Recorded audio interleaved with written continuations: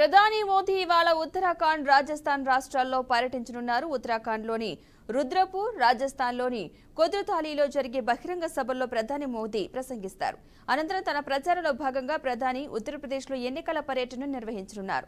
April 6న సహరాన్పూర్లో బహిరంగ సభలో ప్రసంగించి అదే రోజు సాయంత్రం ఘజియాబాద్లో రోడ్ షో నిర్వహించనున్నారు. ఏప్రిల్ 9న పిలిభోట్లో భారీ బహిరంగ సభ కూడా నిర్వహించనున్న ప్రధాని ఏప్రిల్ 16న యూపీలోని మొరాదాబాద్లో బహిరంగ సభ నిర్వహించే ఛాన్స్ ఉంది.